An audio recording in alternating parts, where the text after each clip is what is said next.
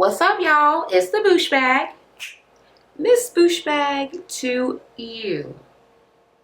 All right. It is about 8 something in the morning. And of course, y'all know I'll be having class at night on Monday night. So I'll be missing the show. And yeah, I didn't even have class yesterday because it was a holiday. But yeah, I still did stuff that made me drunk. And then I wasn't able to watch the show. You know what I mean? So here I am as early as I could possibly put it up. And it'll still take maybe 15 hours for it to upload. So probably won't see it till tomorrow. Anywho, all right. It starts off with Jessica Dime at a skating rink. She got on this tight ass onesie type thing, whatever the fuck, and she calls herself having an attitude because she's out there to meet Scrappy, little Scrappy, and she was like, "Oh no, he didn't take me to a motherfucking skate rink," because the last time when she, did the push-ups for the date, she was like, "Don't take me nowhere cheap. I like nice stuff." So she's feeling some type of way about being asked to come to the skating rink. She was like, "I ain't fucking been skating since I was a little ass kid." The whole skating rink empty. I mean, empty as hell. Ain't nobody there. I'm like, oh, well, maybe he about to do something romantic and he like rented it out for her and, something. Young Jock is there and he got a flower or some shit. And she like, "Where's Scrap?" Yeah, he stood that ass up. So apparently he didn't really. She the one that asked for the date and tried to, get him into the date with the little bet or whatever the hell. So I think it's a good idea for girls to sometimes just let the boy be the asker of the date, because if he ain't asked you, he probably ain't want to go. So yeah, he apparently ain't want to go. He didn't seem to give no explanation to Jock or nothing. Just like, yeah, I ain't gonna be there. Go there and tell her for me. Give her this flower. I know she felt dumb as hell.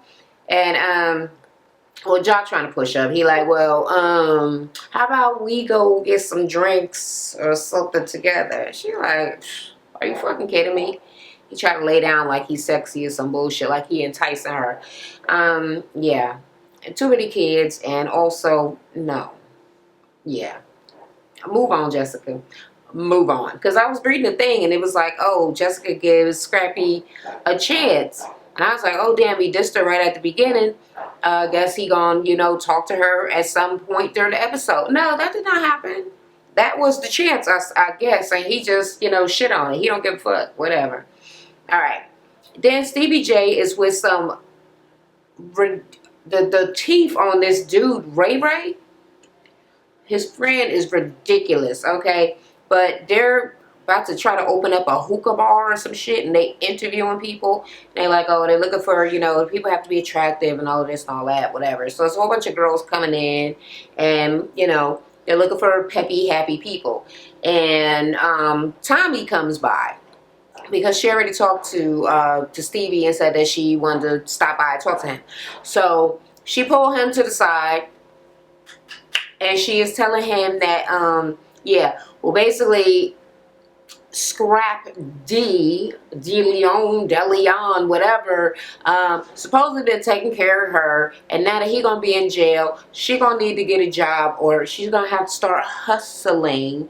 So apparently, well, she says she model, and she act, and she rap, and all kinds of stuff. So her and Stevie should be able to make some money together. So she pulling him to the side, but then she trying to act like all bendy over. Everybody fucking always doing that dumbass shit. So yeah, all bendy over. She turning around and pulling her leggings. Are they leggings? Because they seemed a little thin, okay, first off, and see-through, or I don't know if it was a bodysuit. I don't understand what was really going on with the outfit, but I know that when she turned around, there was something on her ass. And I know that because I stopped the damn DVR several times to try to assess what it was that I was seeing. Because first of all, I don't know if she ain't got no drawers on, because it seemed like there was some drawers at the top, but oh, maybe a thong. Because the pants was so far up the crack of her ass, I don't know what, and it looked like she was pulling them more in her butt. Like, don't that hurt?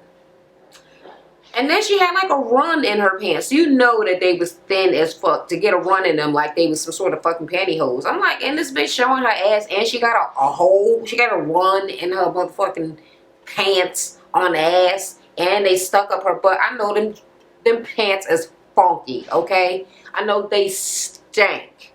That is disgusting. Anywho, Stevie was like, well, I guess we could probably work together, and given that, ridiculously ugly little look up and down, thinking somebody's sexy smile type thing. Oh, he's so gross with that.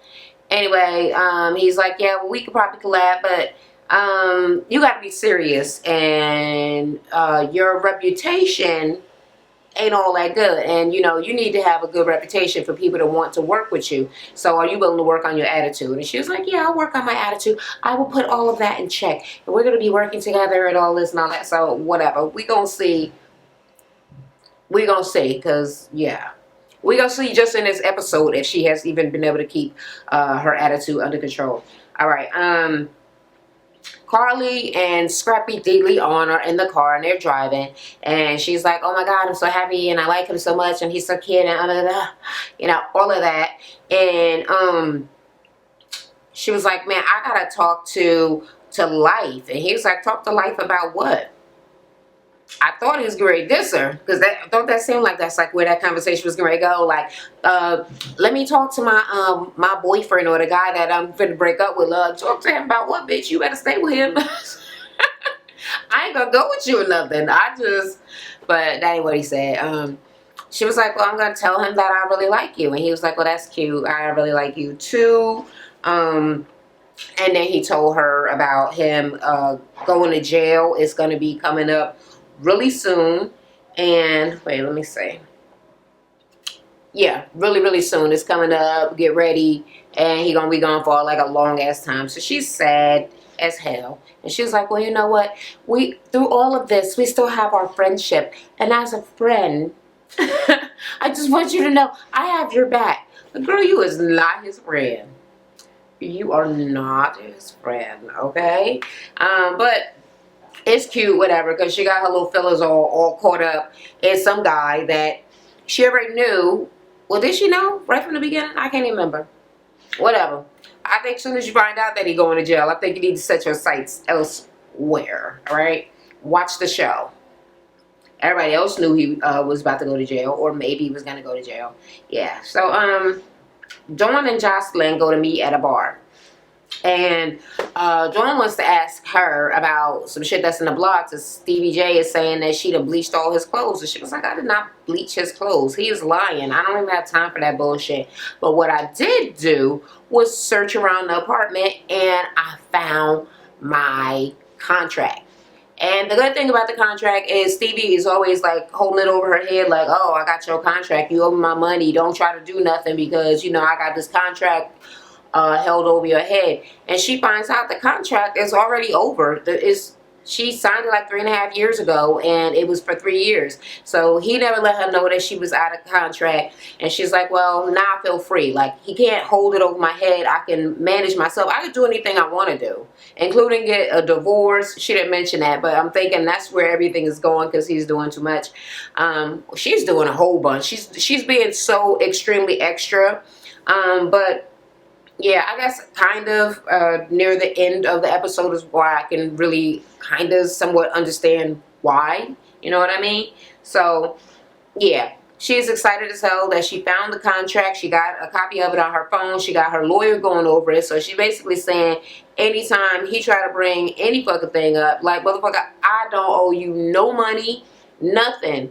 I'm doing everything myself. There's my own money. We are not in a contract. We are not in a business relationship together anymore. So, yeah, we're going to see how that is going to turn out. Ernest, Mama D's husband, meets up with Rashida's mother, Charlene. And I guess he's just trying to, kind of apologize for Mama D acting crazy. And she like, she was a little extra crazy, even more crazy than she was when she initially came to my store to try to, fight me in the first place. Like, ridiculously crazy. And he's like, well, you know what? She's bipolar, and she's also an alcoholic. He's like, but she wasn't always this way. So apparently Mama D used to be a nurse, and a damn good one, I suppose. And she got in a head-on collision, and She had to have like her knees and her hips and all kind of shit replaced, and she was out of commission. I actually have read this online somewhere. And then this is like a reiteration with him telling us, but she couldn't work. She couldn't have no money. She got kids. What was she gonna do? So that's how she wound up turning the house into like a whorehouse. He said he met her because he needed somebody to help him, I guess, sell drugs. So she got into a full-on life of crime because of her being in a car accident and not having any money to, she couldn't go back to work and not having no money to take care of her house, her kids, her family, whatever. And that's where she met him, and they got, you know, into the whole life of crime together thing. And Charlene is like, well, see, I didn't know that, and it makes me feel a little bit differently because apparently her father was drunk and he died from it, and, you know, whatever. So she talked to him about getting some help, some counseling, and he mentioned some pastor or something. So they left with the understanding that hopefully one day they would all be able to be in the same room together. He would be able to bring his wife and it'd not be no problem. But he's really thinking about getting some counseling now that she brought it up. Okay. Yeah, because the marriage. He really wants to fix their marriage because, yeah, it's fucked up. And they only been married, I guess, like a year. This last marriage. Yeah. So he like, I didn't get married for me to have another fucked up ass marriage. So I just kind of want to fix it. So we gonna see. I keep saying we gonna see, huh? That's my new phrase for this video. That's my phrase. All right.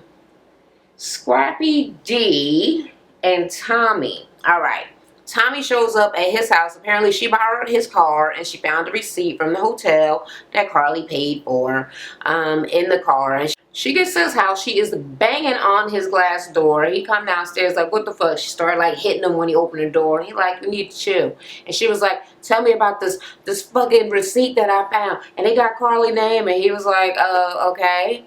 She is going crazy. Did I write down any of the shit that she was saying? I just know at some point she just leaped off the couch. Is it leaped or leapt? Leapt? Whatever. Y'all know what I mean.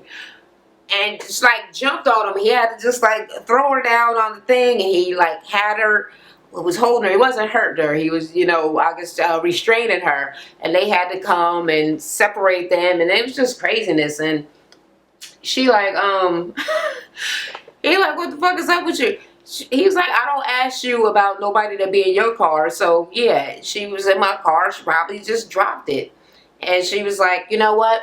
I want us to be more open because I got projects going on that you don't know about, like with your uncle. That's right. Your uncle gonna eat my pussy and all kind of nonsense. I'll fuck with your uncle and all your boys and whatever because I'm so sexy that everybody want me. He was like, whatever, you want to be like that? He was like, I'll give you everybody's number, you fuck whoever you want, like you're done. I don't even want to bother no more. So she crying like and he was like, oh, so now you want to be a victim? She's like, I am a victim. In all actuality, I don't know if the storyline is for real or fake, but whether it is or not, she really is the victim. He really is doing something bad to her. So she was like, just tell me, are you fucking Carly? And he said no. He said that his mother told him, she taught him growing up that you should lie to people that you care about so you don't hurt them. I was like, your mother told you that? Your mother's a horrible person, right? Is your mother in jail right now? Right now, your mother is in jail, and she was on America's Most Wanted. I think you should not be taking advice from KK. And your mother name is KK. Yeah, that's very ghetto. Very, very. Anyway, so yeah, he lied to her because he really does care about her. And then he basically telling her, you played yourself. There's some words you shouldn't have said it. You shouldn't have said you was gonna fuck my uncle and he was gonna eat your pussy and all of this. You was gonna fuck all my friends.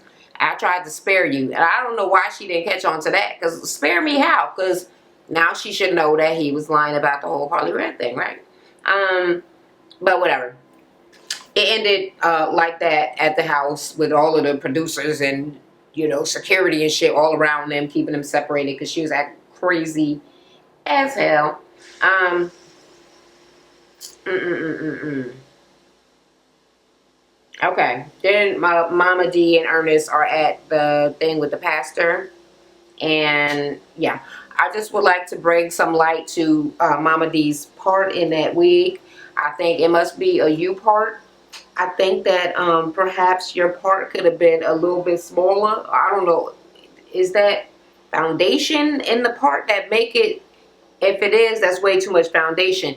If it's not, and you really don't have enough hair to, and it's that thin, you could have just glued the thing closer together so it would seem more like a part rather than, I don't know, a disgusting little balding spot in the side of your head, or like you took a little razor and shaved a large ass little shape and shit. That shit looked disgusting. It reminded me of bugs burrowing into the dirt when I saw it. Like, her hair looked nice though. I love the style. That part.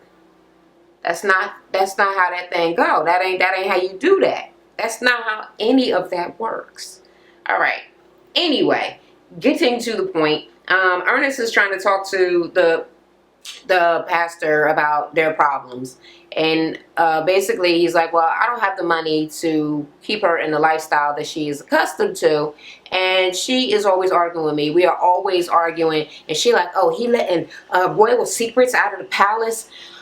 I am really a little annoyed, and by a little I mean a lot annoyed by her references to her being a queen and always talking about stuff in the palace and the prince and all of this fucking shit. It's tired. It's really tired. Clearly you know you're not a queen, okay? You're not a princess. You're no one in any royal family whatsoever. Probably even when they be like, oh, back in Africa we were kings and queens. Probably in Africa you were also not even a king and queen, because everybody couldn't have been a king and a queen, you know what I mean? So I think you need to chill with that because it's annoying as fuck and you're delusional. So there's that. But Ernest is telling the preacher, like, yeah, she don't be telling me, you know, she loved me. She tried to treat me like a child and all of this. And she was like, no, I don't treat you like a child. I treat you like a man. I tell you, you are very handsome. I'm like, what do being handsome got to do with being a man? No. It's like, yeah, it can be quite emasculating. And whenever I bring up anything, she was like, yeah, I love you, even though you ain't giving me no dick. I'm like, did he just say that to the pastor? Because I feel embarrassed to be in this room right now.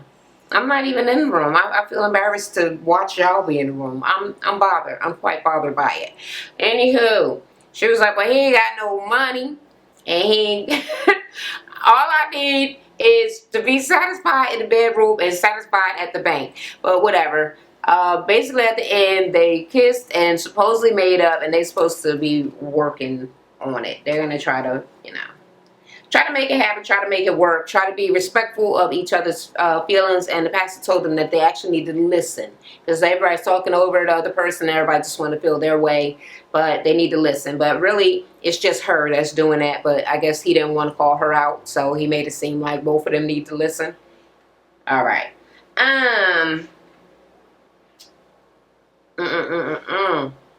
Okay. Then Scrappy meets with Carly Red, Scrappy D with Carly Red for dinner, and he asking her about the receipt. Like, yeah, Tommy came to my house acting crazy, violent all over again, about this receipt, and he want to know, did she leave the receipt in his car on purpose? And she's like, are you fucking kidding me? No, I don't have time for it. So I don't know if she did or not, because you know how people be lying. But she seemed pretty annoyed, and she was like, first of all, I thought you wasn't even fucking with Tommy, so why is Tommy at your house and in your car and asking questions and going off and having fights and all kinds of stuff if nothing is going on? And he was like, well, I told you I ain't in no relationship with her. And she was like, I don't like the way that fucking sentence even sound no more. Like, no, you're in like a love triangle and you're trying to use me as a pawn. And he was like, I'm not trying to do none of that. She acted crazy as hell. I don't know what's up. I'm trying to be as honest as I could possibly be. And that's really it. So let's get some makeup and go have dinner. And that's what they supposedly did, but I hope that she ain't dumb enough to just trust all of that. Mimi and Jocelyn meet up. Mimi wants to tell Jocelyn that Stevie J want to stay at her house for a couple of days or weeks or whatever, because she don't want no problems. And Jocelyn is coming to tell her quite another damn story, all right? She came and she I need a drink, and she's already tearing up and bursting into tears. She bursting into tears and everything. Could hardly contain herself. She orders her drink. She like, where the fuck is this bitch my drink? Acting crazy as hell. So she just burst out with it like, Stevie got another baby, and this bitch got him on child support. Then she kind of says that there are two babies. Well, she heard that there's two babies. So some girl some years ago had said that she was pregnant by Stevie J, and then when they went to confront her about it, she said that she had an abortion. But Jocelyn was like, that bitch have a baby. And now there's another girl that got a baby that's like 1 or something like that. So she's like, look, he been using my money. Like all of this court stuff with all his child support with already all the kids that he got.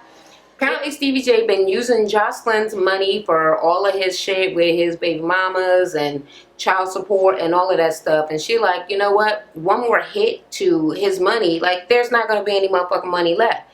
And Mimi is like, that is not what the fuck he told me. Like, he left so much shit out. So she's pissed off because if he does have this other baby, of course it's probably going to come in some sort of play with how she get her money for Eva. And also, Eva got more siblings, more girls she got to fucking be being friends with or bringing the baby around. And he was also lying years ago, I guess when they were together, more lies. And even if you find out about them late, they still piss you off and they still hurt, right? So yeah, Jocelyn is crying hysterically. She was like, I can't take it. She's like, another baby? Because didn't she have an abortion?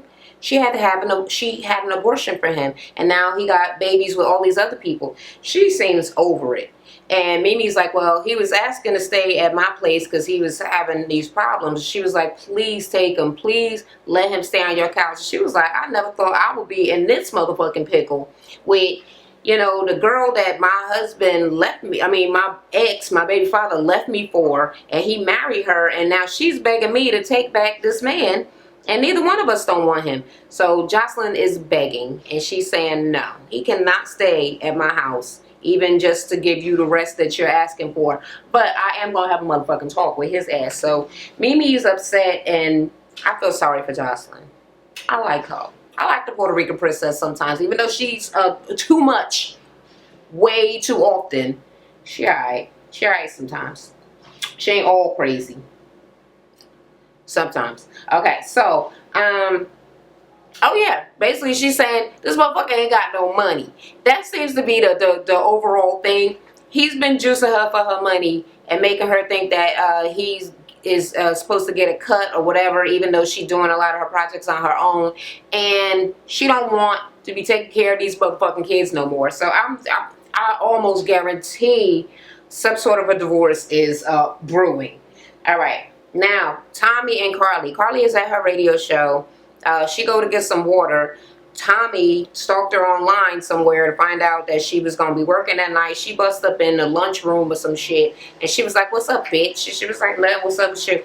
So basically, they get to a big-ass thing. And she was like, you fucking around with Scrap? She was like, I tried to tell you some of the stuff that was going on, but you told me you didn't care about nothing I had to say. So she was like, you fucking old-ass bitch. You're like 40. You're like 40. I think people need to cut it with the 40 shit, okay? All right? Everybody gonna be 40 at some fucking point. And judging by the bags under Tommy's eyes, she ain't too motherfucking far from 40 herself. So she need to knock it the fuck off, okay?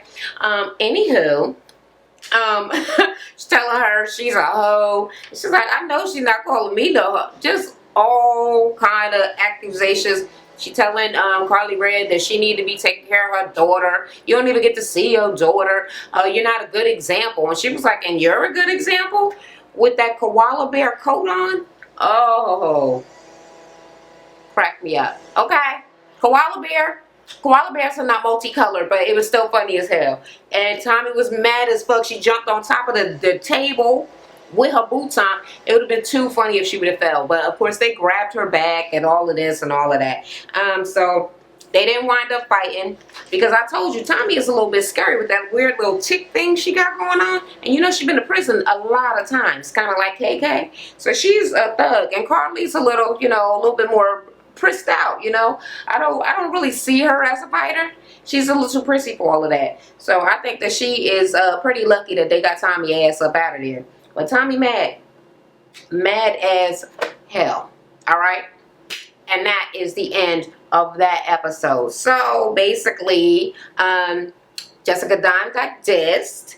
No K Michelle, yay. Mimi and Jocelyn are buddy right now and feeling sympathy for one another and basically feeling like they're all in the same boat together. That's cute. Okay. Mama D and Ernest are working on their relationship. What the hell else is going on? And Scrappy DeLeon ain't fuck with his baby mama in this episode, but Tommy is still apparently trying to still be relevant and in the picture, and trying to do it to his uncle. I don't even know if Stevie gonna do that. I mean, Stevie is tacky as fuck though, so he probably will do it, but I just hope that he don't, because it is not a good fucking look. And she is making herself look stupid by threatening to become a whore to get back at somebody, because that doesn't really hurt him. That really only hurts you. So if you agree with my review, recap, and or commentary, let me know down in the comments. If you do not agree with any of that, let me know down in the comments.